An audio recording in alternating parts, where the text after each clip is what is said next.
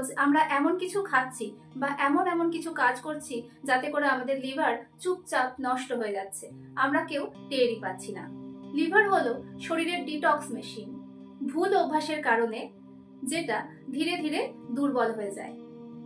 এখনই ভিডিওটার মধ্যে দেখে নিন এর মধ্যে কোনো একটা ভুল আপনি করছেন না তো, যার ফলে আপনার লিভার ধীরে ধীরে ড্যামেজ হয়ে যাচ্ছে। তো স্কিপ করবেন না, শেষ অবধি দেখুন। এই ভুলগুলোর মধ্যে যদি একটাও আপনি করে চলেছেন তাহলে কিন্তু আপনার লিভার যথেষ্ট রিস্কে রয়েছে। 1 নম্বর, খালি পেটে চা অথবা কফি খাওয়া।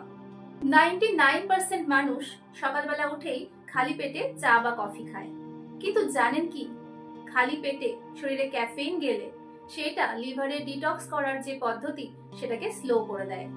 সাময়িকভাবে হয়তো আপনাকে অনেকটা এনার্জি দেয়, কিন্তু লিভারকে স্ট্রেসড করে দেয়। এর সলিউশন হিসেবে কি করতে পারেন? সকালবেলা উঠে চা বা কফি খাওয়ার আগে অন্তত 500 ml জল, শুধু জল খান, সেটা আপনার লিভারের পক্ষে অনেকটা ভালো হবে। আর একটা উপায় আছে, সকালে ব্রেকফাস্টের পরে আপনি চা বা কফি খান, খালি পেটে কখনোই চা কফি খাবেন না। 2 নম্বর হলো ঘুম কম হওয়া বা ঘুমের কোয়ালিটি খারাপ হওয়া। 6 ঘন্টার কম যদি আমরা ঘুমাই তাহলে আমাদের শরীর সঠিকভাবে ডিটক্স করতে পারে না, আমাদের liver.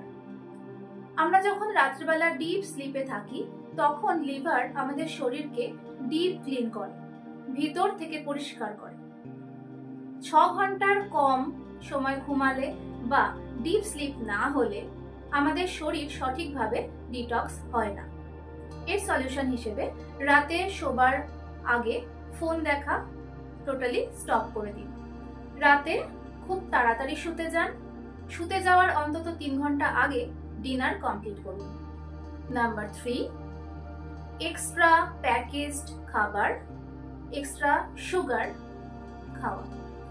Chips, cookies, cold drinks, মিষ্টি, চকলেট, এই ধরনের যাবতীয় প্যাকেটজাত খাবার, ফাস্ট ফুড, জাঙ্ক ফুড যাই বলুন না কেন, এগুলো শরীরে ফ্যাটের পরিমাণ বাড়ায়। সেই ফ্যাট লিভারে জমতে থাকে এবং শুরু হয় একটা সাইলেন্ট কিলার ডিজিজ, যার নাম হলো ফ্যাটি লিভার। যে খাবারের নামগুলো বললাম তার মধ্যে যে কোনো একটা বা কোনো একটা করে আপনি যদি প্রতিদিন খেতে থাকেন তাহলে আপনার শরীরে যাচ্ছে হাই সুগার, হাই সল্ট, যেগুলো আপনার লিভারকে আস্তে আস্তে দুর্বল করে দিচ্ছে।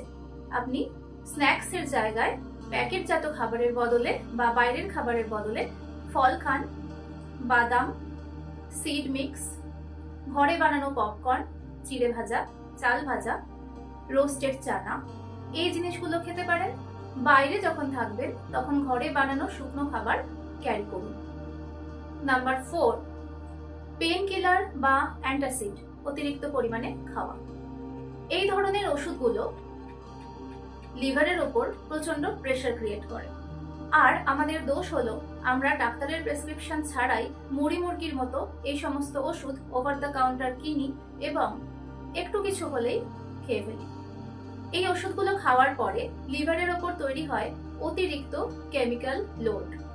এই ওষুধগুলোকে ফিল্টার করতে লিভারকে প্রচন্ড পরিমাণে এক্সট্রা পরিশ্রম করতে হয়।